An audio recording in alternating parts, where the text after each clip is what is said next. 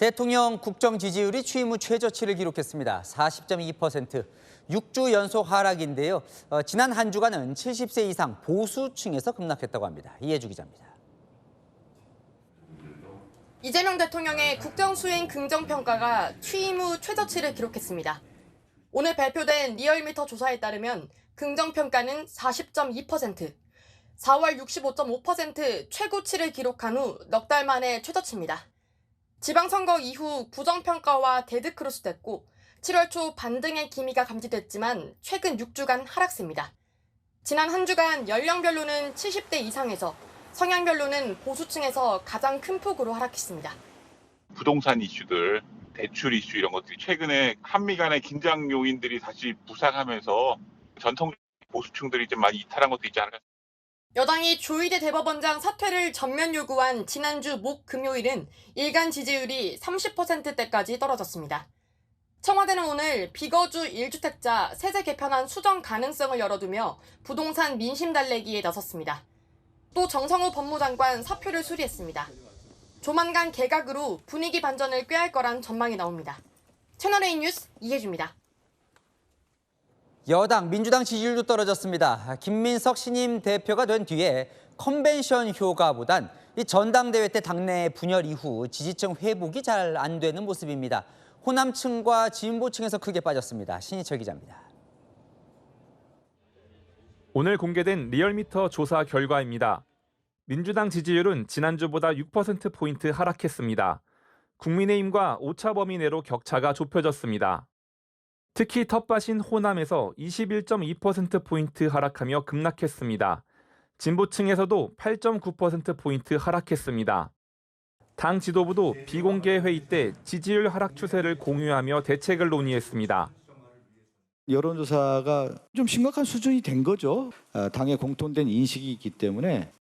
전당대회 후 컨벤션 효과와 지지층 회복을 예상했던 것과 다르게 흐르고 있습니다.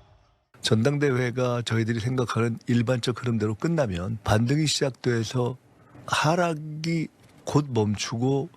한 지도부 인사는 전당대회 이후에도 지명직 최고위원 인사 등 친명 친청 분열 양상이 계속 노출된 영향이라며 컨벤션 효과가 사라졌다고 우려했습니다.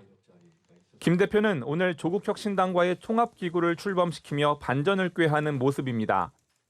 대대적이고 신속한 전방위 연대, 통합, 확장을 시작하겠습니다. 채널A 뉴스 신희철입니다. 자, 민주당 오늘 지도부 회의에서 일제히 무소속 한동훈 의원을 맹폭하고 나섰습니다. 노웅래 전 의원 무죄 판결을 언급하며 당시 법무장관이었던 한 의원에게 책임지라는 건데요. 조선 제1검이라는 조롱도 이어지자 한 의원 대통령 사건 공소 취소 빌드업이라며 자신 있으면 노 전 의원 녹취를 까자고 맞받았습니다. 이기성 기자입니다. 민주당 최고위원회의, 무소속 한동훈 의원에 대한 성토가 쏟아졌습니다. 한동훈 의원은 노웅래 전 의원에게 석고대죄부터 하십시오. 검찰이 22개월 동안 끝내 한동훈의 핸드폰만 못 풉니다. 노웅래 전 의원 무죄를 언급하며 법무장관 시절 여론재판을 벌였다며 조롱이 섞인 비유를 했습니다. 오죽하면 홍준표 전 시장도 조선 제1검이라고 하겠습니까? 이러고 있으니 조선 제1검이라는 말을 듣는 겁니다. 노 전 의원도 SNS에서 한동훈 전 장관의 폐악질 행태에 분노를 금할 수 없다며 수많은 피해자에게 사과하라고 요구했습니다. 한 의원은 곧바로 뻔뻔하고 속보인다며 받아쳤습니다. 국회에서 돈봉투 녹음을 다 함께 듣고 국민들께서 어떻게 생각하는지 들어보자고 재차 압박했습니다. 여권이 이때다 하면서 이재명 공소취소 빌드업에 나섰다는 글을 쓴 뒤 법무부 차관을 몰아세웠습니다. 진짜 대통령 사건 공소 취소해도 되는 거예요? 법무부에서 무슨 위원회 같은 거 공소 취소 특공대 비슷한 위원회 만들었잖아요. 그거 괜찮다고 보세요? 채널A 뉴스 이기상입니다. 5.18 토론회를 주최한 국민의힘 이진숙 의원이 자신을 여자 히틀러에 비유한 김민석 민주당 대표를 악의적 인신공격, 명예훼손 혐의로 고소했습니다. 국회 운영위에서는 이 의원 제명 촉구 결의안을 두고 여야가 맞붙었습니다. 남영주 기자입니다.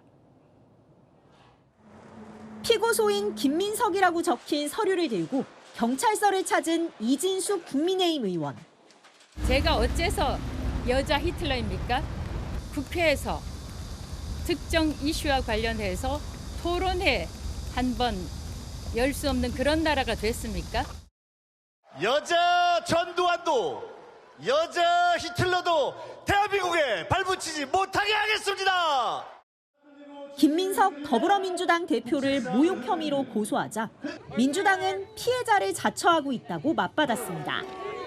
지금 이진숙 의원이 써야 할 것은 고소장이 아니라 사퇴서입니다. 적반하장도 정도가 있습니다. 국회 운영위에선 민주당이 이 의원 제명 촉구 결의안 상정을 추진하면서 여야가 충돌했습니다.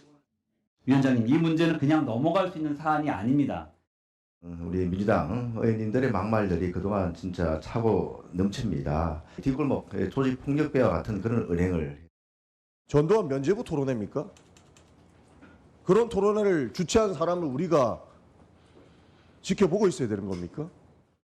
눈틀막 국회 운영위원회 운영에 대해서 유감을 표합니다. 뭐라고요? 눈틀막이요. 한명도 운영위원장은 여야 협의가 안 될 경우 위원장 직권으로 결의안 상정을 예고했습니다. 채널A 뉴스 남영주입니다. 박근혜 전 대통령 시절 특별감찰관이라는 게 있었습니다. 박 전 대통령 동생과 최측근 실세, 당시 우병우 수석을 고발하고 수사 의뢰해서 청와대와 충돌했었죠. 그 특별감찰관 후보자가 10년 만에 지명이 됐습니다. 최기수 변호사, 누군지 이상원 기자가 보도합니다. 이재명 대통령이 여당에서 추천한 최길수 변호사를 특별감찰관으로 지명했습니다. 직무상 독립성을 보장받아 대통령 배우자를 포함한 사촌인의 친족, 청와대 실장 수석비서관 이상 고위공직자들의 비리를 감찰합니다. 박근혜 정부 당시 이석수 초대 특별감찰관은 박 전 대통령 동생 근령 씨를 고발하고 우병우 당시 민정수석을 감찰해 청와대와 갈등을 빚은 바 있습니다. 최 후보자는 검사 출신으로 광주지검 특수부장과 서울고검 감찰부 검사 등을 거쳤습니다. 검사 시절 방송인 고영욱 씨를 미성년자 성폭행 혐의로 재판에 넘겼고 광주시 비서실 직원 진도군수 비리 혐의를 수사했습니다. 문재인 정부 당시 바른미래당의 특별감찰관 후보로 추천되기도 했습니다.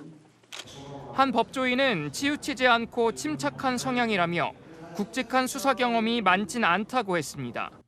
채널A 뉴스 이상원입니다.